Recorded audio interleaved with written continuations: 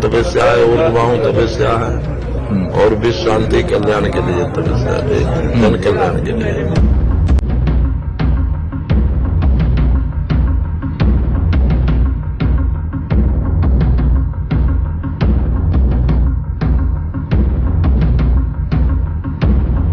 हठ योगियों की हैरत अंगेज साधना।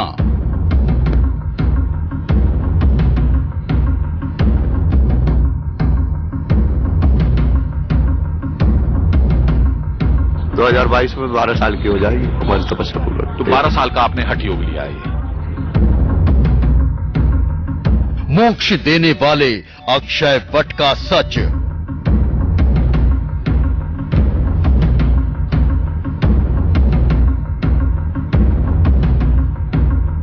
महिला नागा साधुओं का रहस्य लोक।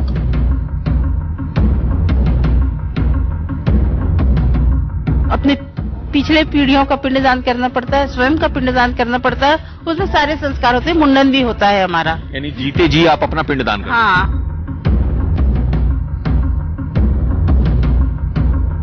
दिव्य कुंभ की अद्भुत कहानियां।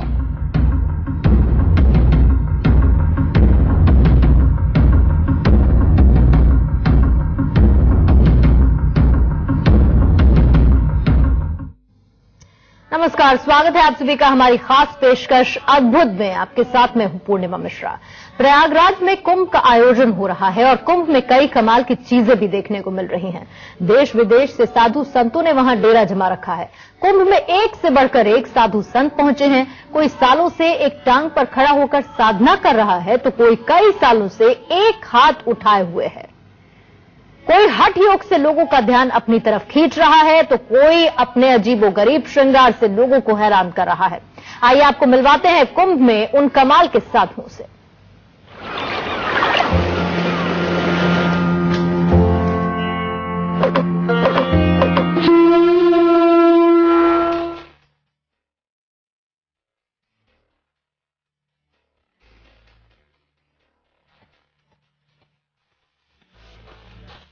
प्रयागराज में लगे आस्था के कुंभ के कई रंग हैं। संगम किनारे सजे कुंभ मेले में कदम कदम पर बिखरी हैं अद्भुत कहानियां। एक से बढ़कर एक साधु सन्यासियों का इन दिनों प्रयागराज में बसेरा है।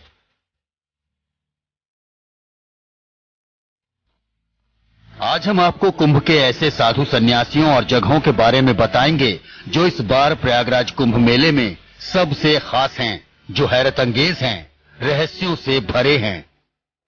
ये 3 तस्वीरें देखिए। एक बाबा जो पिछले 9 सालों से एक टांग पर खड़े हैं, दूसरे बाबा जो पिछले 6 सालों से एक हाथ उठाए हुए हैं, और ये तीसरे बाबा जो चंदन से अपना श्रृंगार करते हैं। ये 3 तस्वीरें बाबाओं की उस अद्भुत दुनिया की हैं जो रहस्यों से भरी है। आज आपको कुंभ के इन्हीं बाबाओं से मिलवाएंगे जिन्हें देखने के लिए आस्था के कुंभ में जुटी है लोगों की भीड़।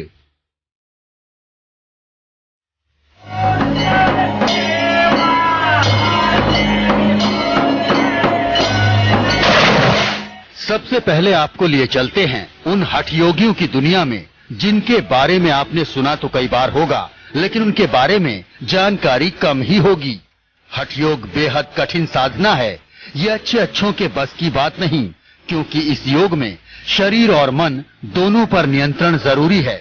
आइए सबसे पहले आपको मिलवाते हैं उस हठ योगी से जो पिछले 9 सालों से एक टांग पर खड़ा है। ये हैं हठ योगी हरिवंश गिरी, जो पिछले 9 सालों से एक टांग पर ही खड़े खड़े सोते हैं, एक टांग पर ही खड़े खड़े खाते पीते हैं, हर काम एक टांग पर ही करते हैं। 9 साल से सिर्फ इसी व्यवस्था में है। आप देखें कि इसी व्यवस्था में है और ये बैठते नहीं है, चाहे कुछ भी परिस्थिति क्यों ना हो, कोई भी मौसम क्यों ना हो, चाहे वो -डिग्री में टेम्परेचर हो या फिर कड़ी धूप हो, ये इसी तरीके से खड़े रहते हैं। 9 साल से ये साधु इसी तरह खड़े हैं। इनसे बात करते हैं कि आखिर ऐसा क्यों है। बाबा ये बताएं कि इस अवस्था में आप क्यों हैं और ये प्रण क्यों लिया, ये हट क्यों लिया आपने? धर्म की जय हो, अधर्म का विनाश हो, विश्व का कल्याण हो। हाँ। इसी के लिए प्राणियों में सद्भावना हो।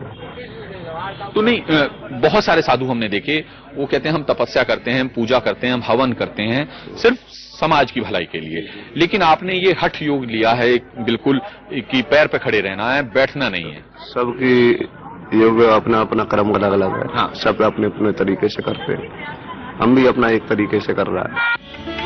हठ योगी हरिवंश इसी तरह एक झूले के सहारे पिछले 9 वर्षों से तपस्या में लीन हैं। ये रहने वाले राजस्थान के हैं। इनके मुताबिक इन्होंने समाज और विश्व कल्याण के लिए एक टांग पर खड़े रहने का हठ लिया है। किससे प्रभावित हुए, किससे प्रेरित हुए आप? क्या अपने गुरु से, किस तरह से? ये कुछ घटनाएं ऐसी थी, उनसे मेरे को। कौन सी घटनाएं जानना चाहेंगे? सामाजिक घटनाएं कुछ ऐसी होती है जो कुछ मेरे को अच्छा नहीं लगा। जैसे पढ़े लिख के कुछ बच्चे कुछ ऐसे कुछ जमीन जायदाद थे जिनके पास प्रॉपर्टियां हो गई तो माँ बाप को भूल गए और उनको धक्का निकाल दिया, और ऐसा कुछ बच्चियों के साथ में दुष्कर्म ये होना, ये पाप है और क्या है। इसी की बदौलत हमने ये सोचा, गुरु महाराज से प्रार्थना करी है कि गुरु महाराज को एक ऐसा प्रकट करो, इन पापों को विनाश करे, इन पर लगाम दे बस। तो कितने साल से आप इस अवस्था में? हम 9 साल से। 9 साल बहुत लंबा समय होता है एक आदमी के, एक साधु के जीवन का। जी होता है, एक युग की कर रहा हूँ पूरे 12 साल के लिए। हठयोगी हरिवंश गिरी ने 12 साल तक एक टांग पर खड़े रहने की प्रतिज्ञा ली है। 2022 में इनकी ये प्रतिज्ञा पूरी हो जाएगी। हठयोगी हरिवंश गिरी के दर्शन के लिए कुंभ मेले में लोगों का तांता लगा हुआ है। शुरुआत में आपको बहुत कठिनाई हुई होंगी जब आपने कोई इस तरह का हट करने की भी सोचता है तो शायद उसकी रूह कांप जाए कि किस तरह से संभव होगा, और आपको तो साक्षात 9 साल हो गए ऐसे। विश्वास अपने इष्ट देव पे होना चाहिए सबसे बड़ी बात। जब इष्ट देव पे विश्वास है तो सब काम लाभ है। शुरुआत में परेशानियां हुई होंगी? हाँ होती है, परेशानी तो होती है, जब कोई भी कार्य करोगे तो उसमें परेशानी तो होती है, लेकिन दृढ़ निश्चय था। हाँ दृढ़ निश्चय था, उसी अवस्था में आज भी खड़ा हूँ। और अभी 2022 तक इसी स्थिति में रहेंगे, यानी 3 साल और? हाँ जी 3 साल और। तो किसी तरह की कोई कठिनाई नहीं, कोई वो नहीं होती है, लेकिन अब आदत है उन पीड़ाओं को झेलने के लिए। हाँ, आपको लगता है कि सिर्फ जो लोग देखने आते हैं वो देखते ही हैं, या आपने जिस कारणों से हट लिया हुआ है उन कारणों पर भी विचार करते हैं? करने वाला करता है, जो ज्ञानी होता है, जो पढ़ा लिखा है। कुछ बच्चे जो तो कुछ ध्यान भी देते हैं उन चीजों कि मनुष्य से बढ़ के क्या है। जब मनुष्य जो चीज को ठान ले वो क्या नहीं कर सकता। जब तो देखा आपने इन बाबा को, ये हट जो करके बैठे हैं वो समाज की उन कुरीतियों को दूर करने के लिए लेकर बैठे हैं। एक टांग पर खड़े होकर हठयोग करने वाले बाबा के बाद अब मिलिए बाबा नंबर 2 से। ये बाबा भी हठयोगी हैं और इन्होंने जगत कल्याण के लिए अपना एक हाथ उठाए रहने का हठ किया है। नाम है श्री राधेपुरी महंत। ये पिछले 7 वर्षों से इसी तरह अपना एक हाथ उठाए हुए हैं। इस हठ की वजह से इनके एक हाथ में खून का संचार मानो रुक गया है। हाथ काला पड़ चुका है, नाखून बढ़ गए हैं, लेकिन हठयोगी राधेपुरी जी की प्रतिज्ञा नहीं टूटी। ये जो भी काम करते हैं एक हाथ से ही करते हैं, दूसरा हाथ इसी तरह ऊपर उठा रहता है।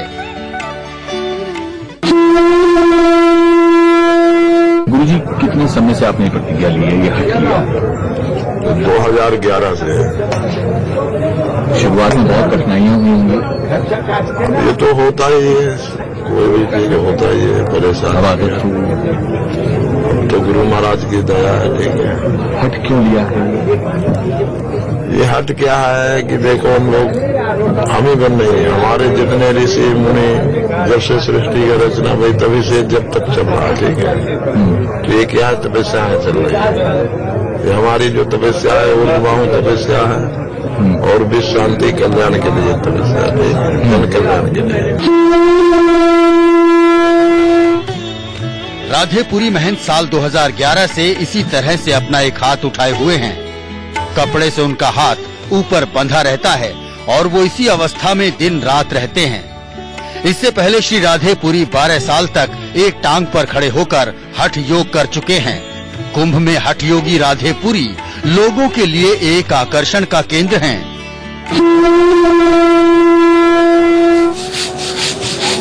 अब जरा एक और बाबा से मिलिए। ये हैं चंदन से श्रृंगार करने वाले बाबा। ये हैं श्री श्री 1108 सालक राम बाबा। ये बाबा भी सबसे अलग हैं, क्योंकि ये बदन पर कपड़े नहीं पहनते, बल्कि चंदन से पूरे शरीर का श्रृंगार करते हैं। सर्दी हो या गर्मी, बाबा के शरीर पर कपड़े नहीं होते, बस ये चंदन ही उनका वस्त्र है। बाबा मध्य प्रदेश के रहने वाले हैं। इनका कहना है कि बचपन में काली मां इनके सपने में आई और इन्हें रक्त चंदन से श्रृंगार करने और अनुष्ठान करने का आदेश दिया। तभी से बाबा अपने शरीर पर चंदन का श्रृंगार कर मां काली की भक्ति में लीन हैं। इनकी इस भक्ति के पीछे इनका मकसद भी संपूर्ण सृष्टि की समृद्धि और शांति की कामना है।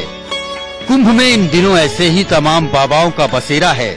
यहाँ एक से बढ़कर एक बाबा हैं और उनकी अनोखी कहानियाँ हैं। इंडिया न्यूज के लिए प्रयागराज से ब्यूरो रिपोर्ट। तो देखा आपने कुंभ के इन अनोखे बाबाओं को। ये तो बस एक बानगी भर है। कुंभ में ऐसे बाबाओं की भरमार है जिनके अंदाज अनोखे हैं। आइए अब आपको दिखाते हैं कुंभ की वो खास चीज जिसे देखने के लिए सबसे ज्यादा लोगों की भीड़ उमड़ रही है।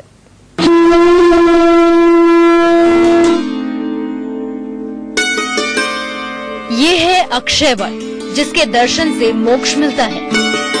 ये वो अक्षय वट जो कभी नष्ट नहीं हो सकता। सालों से इसके दर्शन की इजाजत आम लोगों को नहीं थी, लेकिन इस बार ये अक्षय वट आम लोगों के लिए खोल दिया गया है। ये तस्वीरें आज से पहले आपने शायद ही कभी देखी होंगी। मान्यता है कि ये अक्षय वट मनोकामनाएं पूर्ण करता है। इसमें स्वयं भगवान विष्णु निवास करते हैं। इनके दर्शन मात्र से ही सारी समस्याओं का अंत हो जाता है। सदियों से ये अक्षय वट लोगों के दर्शन के लिए बंद था। वो इसीलिए क्योंकि ऐसा माना जाता है कि ये यहाँ प्राण त्यागने वाले को सीधा मोक्ष मिलता है। लिहाजा लोग यहाँ आकर खुदकुशी करने लगे।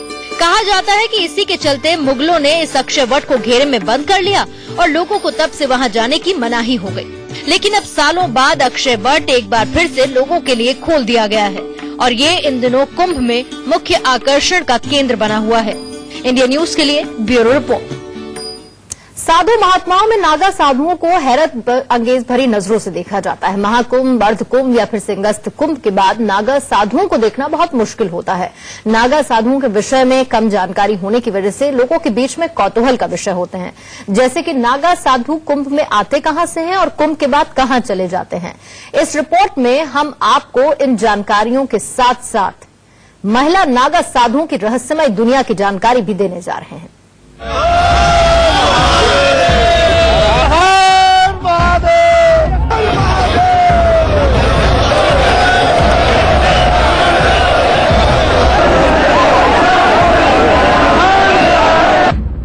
अब तक आपने नागा साधुओं की दुनिया देखी।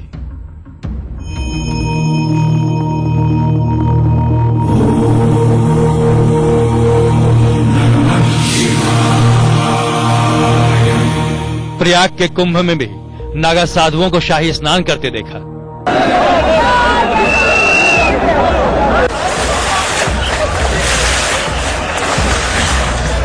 पहली बार हम आपको महिला नागा साधुओं की रहस्यमयी दुनिया में लिए चलेंगे।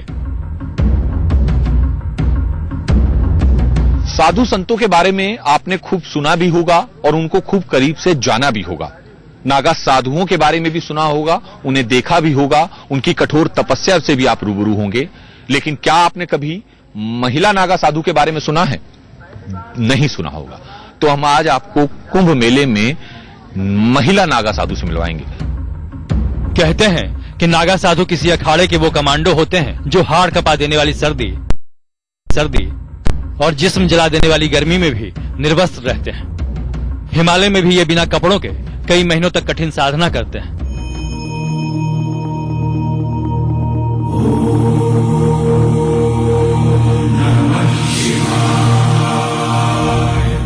लेकिन महिला नागा साधुओं की दुनिया थोड़ी अलग है। पहले इनकी ये तस्वीरें देख लीजिए। महाराज उसका पथ प्रशस्त करने के लिए स्वतः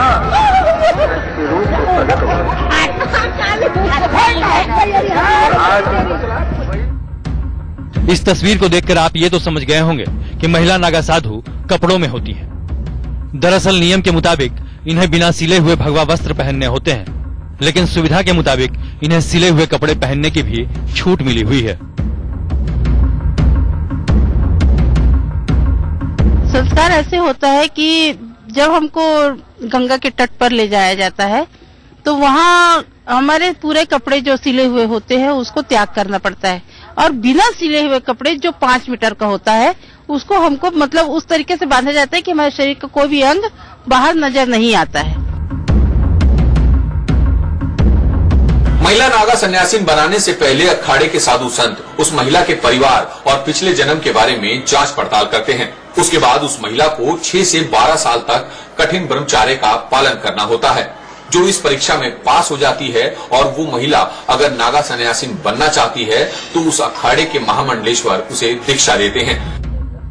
महिला को भी नागा सन्यासीन बनने से पहले अपना और अपनी 7 पीढ़ियों का पिंडदान करना होता है, ताकि वो नागा बनने से पहले सांसारिक मोह माया त्याग दें। हमारे नागा संस्कार यही होते, पहले मुंडन होता है, मुंडन होके हमने गंगा जी के किनारे बिठाते हैं और हाथों में दंड कमंडल रहता है। हाँ, दंड कमंडल रहता है और 7 पीढ़ी के पिंडदान करवाते हैं, विसर्जन करवाते हैं, संकल्प करवाते हैं और पंडित अपने सब सेंट लेके हमारे पवित्र करता है गंगा जल से।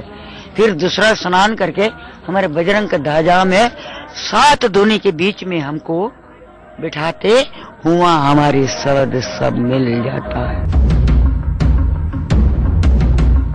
धर्म के वर्तमान स्वरूप की स्थापना आदि गुरु शंकराचार्य ने की थी। आदि गुरु शंकराचार्य के काल में भारत के मठों और मंदिरों में अकूत संपत्ति थी, जिसे लूटने के लिए लुटेरे भारत आते थे। उन लुटेरों से बचने के लिए आदि गुरु शंकराचार्य ने सनातन धर्म के विभिन्न संप्रदायों की सशस्त्र स्थापना की, जिन्हें अखाड़ों का नाम दिया गया। तभी से सनातन धर्म की रक्षा में सबसे आगे नागा साधु खड़े हुए। इसीलिए नागा साधु के बनने की प्रक्रिया की तुलना कमांडो से की जाती है।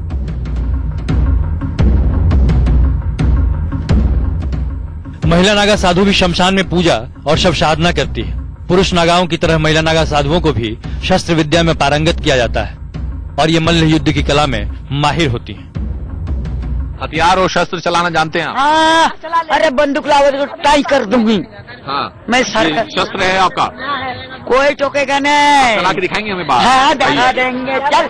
आप देख सकते हैं कि ये महिला नागा साधु हैं जो नागा संप्रदाय से ताल्लुक रखती हैं और हथियार चलाने में इन्हें महारत हासिल होती है। और अब हथियार चलाने से पहले ये अपने गुरु को प्रणाम कर रही हैं, अपने इष्ट देव को प्रणाम कर रही हैं और इसके बाद जो है ये शस्त्र चलाकर हमको दिखाएंगी कि किस तरह से इन्हें शस्त्र विद्या मिली होती है।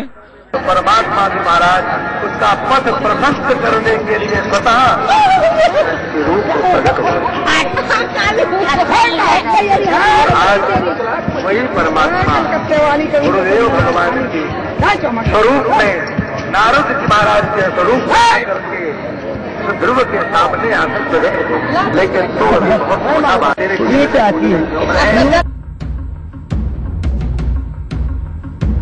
देश में इस समय विभिन्न अखाड़ों में 5000 से ज्यादा महिला नागा साधु मौजूद हैं।